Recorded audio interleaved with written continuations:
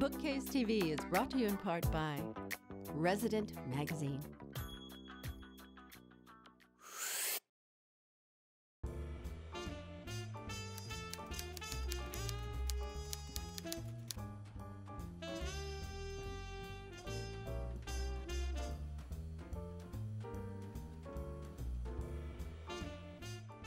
What's your name? No name? Okay, so where do you live? What is it, you lost your memory? Oh, I see. You're playing tough to get.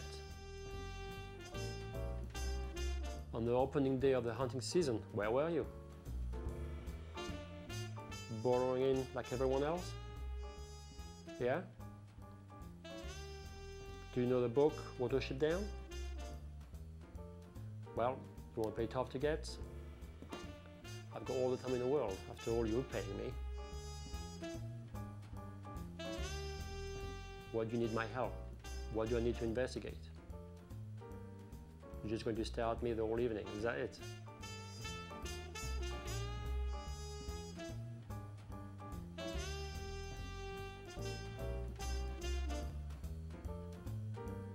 Hello?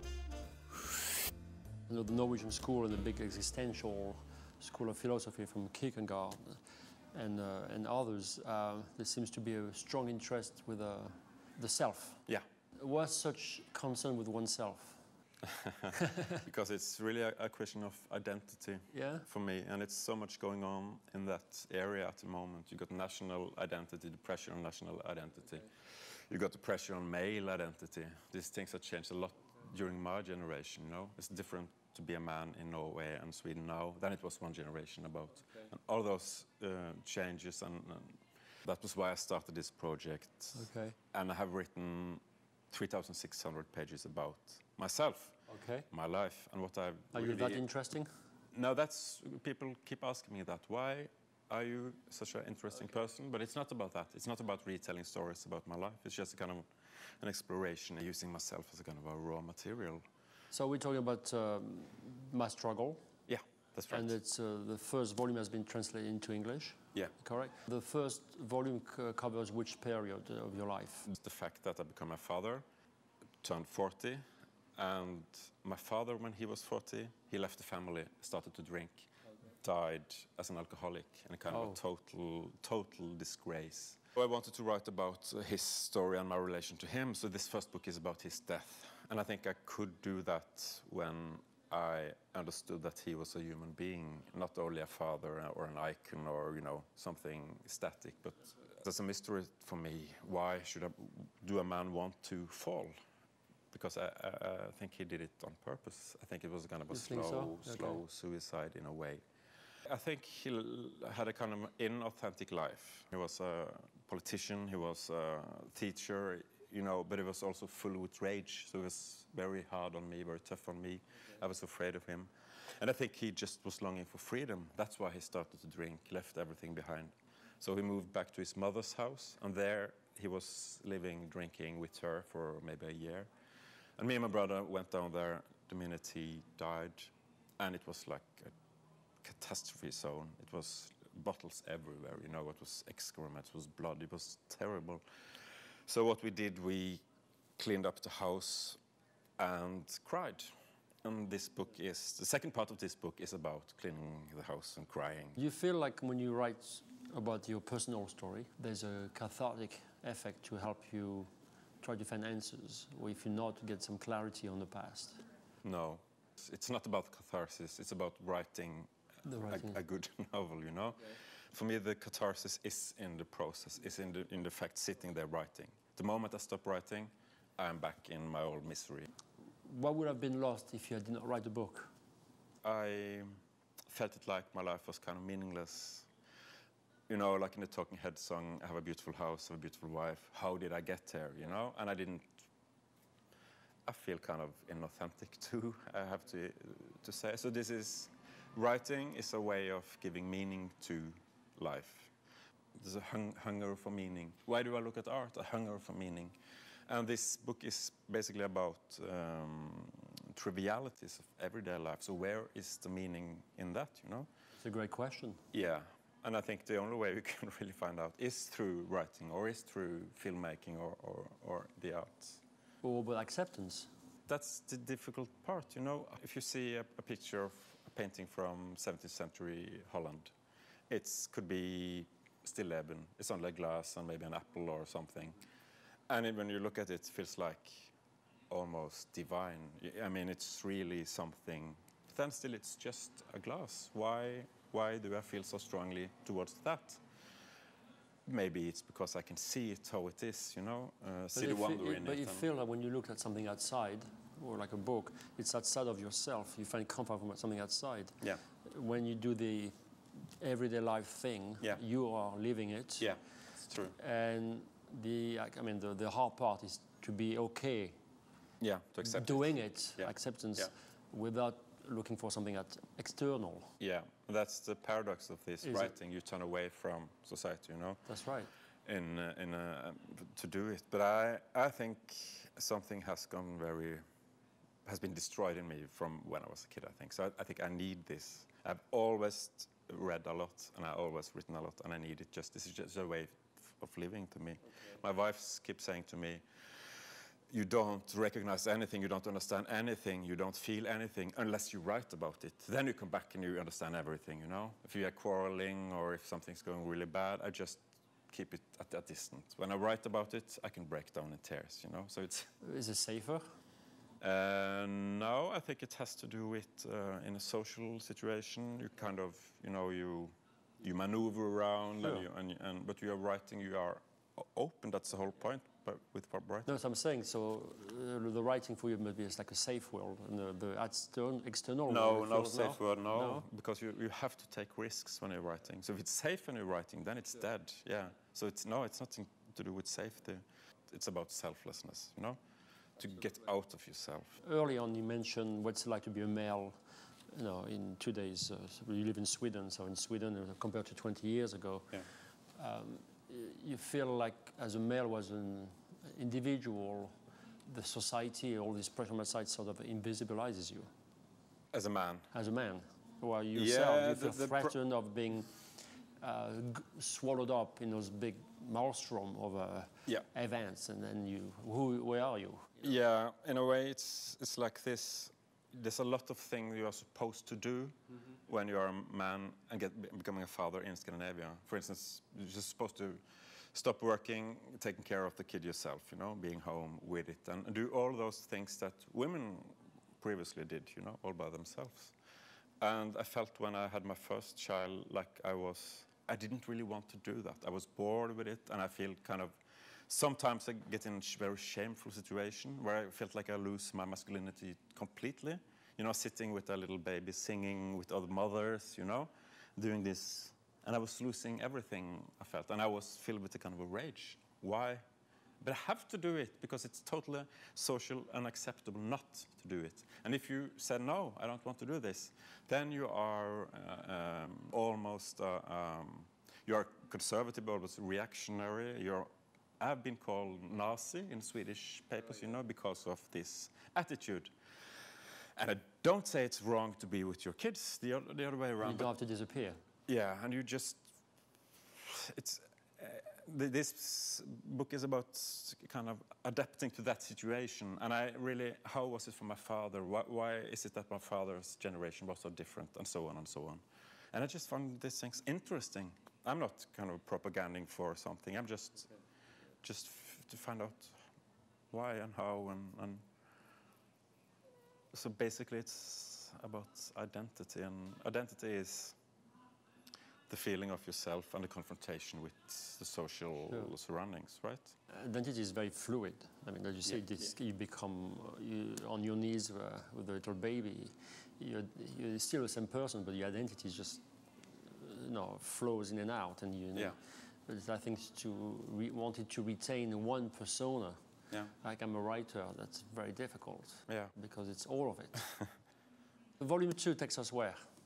This book is about death. So the second book is about love. Okay. It's the exact same structure. It's everyday life, trivialities, death. everything become meaningful around death. It's the same with the second. It's triviality, banalities, love, which makes everything magic, you know. And then it's the struggle for, you know, when you fall in love, everything is kind of heightened and fantastic. And then it goes down, and me and my wife lived very dark circumstances in our relationship, and I wanted to write about that. Is that possible to describe? It was, but very many people got hurt, of course. But I just wanted to, that's how love is for me. So how long, the sixth volume, how long have they been taking you to write? I mean, how long have you been working on it? I published just 1 year on the first two, which that's pretty quick. 1,100 pages. And then the plan was to publish all books in a year, so I had to write 4 novels that year, which I did, but the fourth wasn't good enough, so then I needed another year. So it's 3 years altogether on those books. Oh, that's very quick, because it's a big piece of work. That was a concept for me. I have to write as quickly as I can. First 5 pages a day, then 10 pages, then 20 pages. Every day, have to do it, which is a good thing. So basically you just, it was recollections and no revision or very little revisions? No. And you keep, just keep one moving. draft is moving forwards. Yeah. New York, stocks advanced fractions to 5 points and moderately active trading today, while bonds were mixed with 18 U.S. governments at new lows, and wheat gained 1 1/4 and 1 1/2 cents a bushel. More news as it occurs. For word from our own capital, we take you now to Washington. Washington, D.C., September 21st. The Congress of the United From States. dope to hope. It's a hell of a journey you've been through. But what prompted you to write the book? For me, writing is therapeutic. I did a few pages here and there, and I stopped for a few years. Oh, I see, okay. And then I went back to it in 2011. Because you felt it had to be finished? I was around people that were writing, people that would tell me they wanted to write a book, and I said, you know what, I need to finish up. I had 2 chapters, so let me finish up this book. I went to Manila on a missions trip, and when I came back, I just started writing. I finished 8 chapters in 2 months. Did you have an idea of the structure of the book when you started, or you just started to write what was on your mind? I outlined the chapters. I did start to put the chapters together. Once I had the chapters together, I just started writing. It started with the childhood, which was seems brutal. A very rough childhood upbringing. When you have a one-parent family, you definitely gonna encounter some hardships. And my mother, from the time I remember, she was drinking alcohol. She went into a mental institution, they took us away, and my grandparents took us in. So we stayed with my grandparents. When you say you and your brother? Me and my brother and my sister. The teenage year was always the troublesome years, and for you, the beginning of the darkness, I suppose, right? Yes, yes. So how did it happen? I had a bright idea that my mother was always drinking, and I didn't like the way she acted when she drank. And I had a bright idea that maybe if I took some of her drink, that it would help. That was my honest... It would help you? It would help her. Help her. It would be less for her. Okay. And that was really the idea that I had in my head. I didn't know where it was going to take me, but once I took that drink, that cup, that green cup, I was feeling really good, or so I thought, and then I just continued to drink. I was in junior high school at that time. I had got put out of my school and placed into an alternative school. There's always a moment in someone's life where there's a snapping moment, and then they decide to take responsibility, whatever you want to call it, or take themselves by the scruff of the neck and lift themselves up from the gutters. Right, right. What was that moment for you? That moment was when my grandmother told me that I should start going to church. Once she told me that, I decided to give it a try, and it was really changed, began to change my life around. What did the church did for you? Well, it had structure. The pastor became like a father figure. He was very helpful, and he would encourage me. And so I kept coming to where I could get that encouragement. And then I began to see people who were living different style lives. And I wanted to live like that as well. Were you able to, through just your own willpower just to stop overnight? I think it was by the only power of God that I stopped. You just stopped overnight? I stopped. I stopped smoking, I stopped drinking, I stopped drugging, I just stopped. And you've been, since then, there's been Oh, nothing? no, I went back. I ended up going back to school. And when I went back to school, I was very occupied with my studies. And so I moved back away from the church. Mm-hmm. And when I got away from the church, I got back into the lifestyle of drinking. It just seemed to pick up where I left off, exactly where I left off. You were not strong enough to support yourself? I wasn't strong enough. Did you finish your studies? I did. I did. I was very successful in my academics, yes. My observation with people who have a book about journeys is you can't really change your past, you can only change your relationship with it. Right, that's right. This also was a journey of darkness, yes, I think. Yeah, it is darkness. So when did dawn come back for you? Well, dawn this time came around. My mother had, before she passed away, she had gone into an alcohol treatment program. She went to Alcoholics Anonymous. So my father, he did the same thing. So I said, you know, maybe I need to give it a try. So I went to Narcotics Anonymous. That was the change. That was the turning point for me. And because what did they provide that the church failed? The thing about the Narcotics Anonymous program that worked for me was that I was able to find people of all occupations that had dealt with the similar struggle of addiction, because I had a lot of shame for my alcohol and drug abuse, and I didn't know people who could identify with where I was at. So when I went away to a treatment center for 28 days, actually 21 days, and I met a cardiologist. I met a lawyer who had the same problem. So that was the first time in my life that I really opened up. I really opened up to another individual, to other individuals, and began to be receptive for that way of recovery, because prior to that, I had just stopped. But there was still a lot of things that were still inside. Even though I had gone to church, I still had a lot of issues that had not been dealt with. So it was through Narcotics Anonymous that I was able to deal with the problem, which was me all the time. For years, I held bitterness and resentment in my heart towards my father.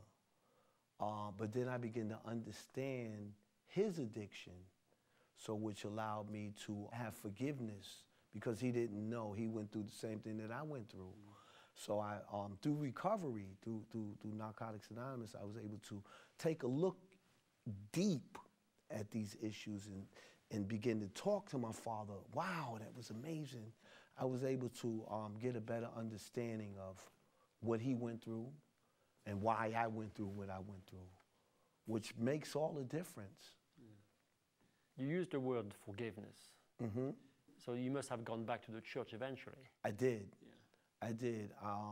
And I'm still in the church, and I'm still in recovery. So I needed both. Some people just feel like they need one or the other. For me, both works. Do you think it's possible to live without hope? No. Do you feel like it was always part of you, even when you were a kid? I didn't know it was there. Do you feel like as human, we all have access to, the potential access to it? Everyone, anyone who desires has the opportunity to obtain hope.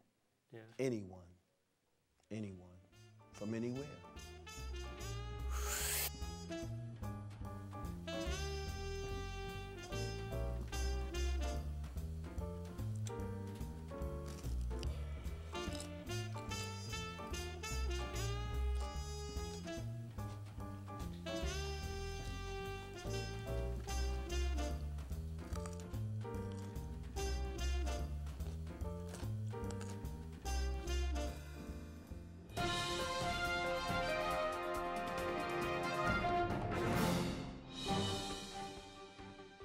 We have been talking a lot about memoirs today. I often thought I should be writing one myself.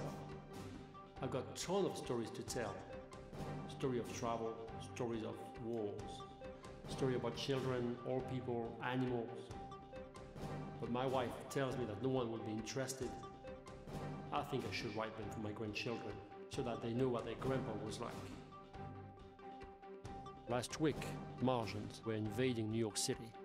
Here's a man who claimed he's been to Mars. So you become a Martian specialist? No, I'm just a documentarian, and so I leave the specialty to the scientists, and I just want to help them find new fans to the work that they're already doing. So is there water, first of all, in Mars?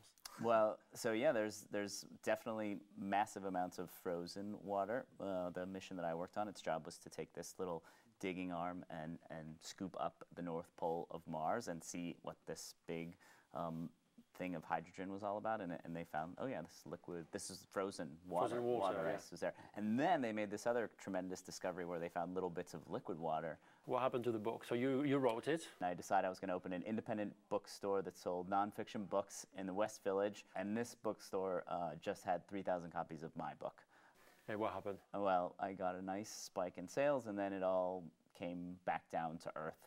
Everything that rise must fall. Yes. So, what's funny is that everyone was talking about it and like what a great success I had done, and I was getting all these amazing invitations to do talks, and all I could think of was like, crap, what a terrible failure this was. I decided to start doing events. This is where I started thinking a lot about this strange paradox. Author events are great, but they're impossible to do well if you don't know how much to promote them, and if you don't know how to engage all these online audiences where people are hanging out. We kind of hit on this existing new idea that's a couple years old, and that's a group buying dynamic where a community gets together to make something happen. So we built software to do it, and so we called it fan sourcing, where you as an author get to set this criteria in the background, and then anyone in the world can propose an event for you, and if you think it looks great, you say go for it. Where is it now? I mean, what's your reaction? How successful is it? It's better than what we expected, and right now we're figuring out what it looks like when a regular author gets a chance to go on tour. The bookstores and the librarians who have very small budgets and have had trouble in the past committing to authors that they weren't sure would be able to draw a crowd, now it's risk-free for them. They can spend their time trying to identify new parts of the community that they can be relevant for. And making those places, those retailers and libraries, relevant parts of the community is really exciting to us. So are you going to be the first one to put an event on Mars? Or? Yeah, probably. Probably. Yeah, it will definitely be crowdsourced. No. Do you still believe that my stories are not interesting? Well, remember, story or not, reading blows your mind.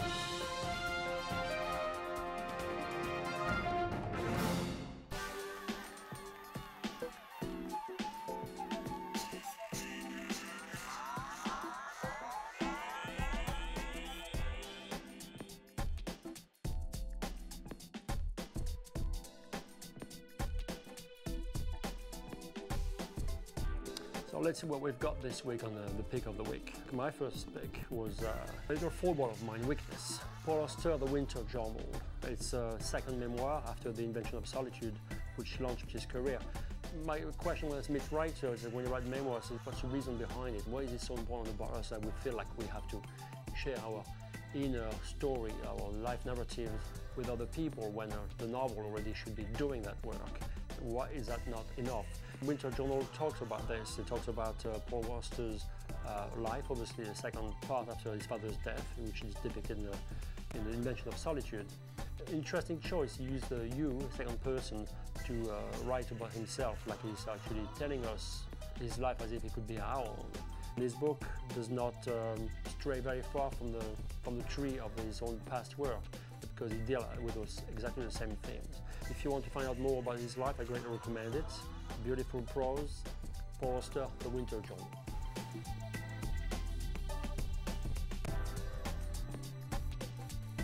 The second book of this week, pick of the week on memoir, is Salman Rushdie, Joseph Anton.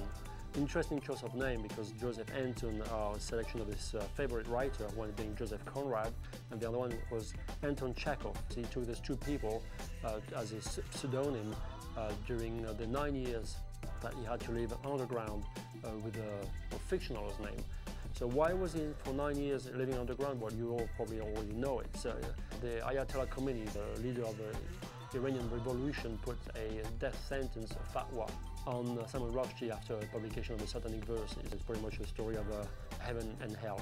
Joseph Anton is a depiction of this life for those 9 years, why they had to live under constant fear and stress of being executed by one of those fanaticism. It's beautifully written, as always. It's not so much interested in reality, but more of a moralistic version of reality. Joseph Anton by Salman Rushdie.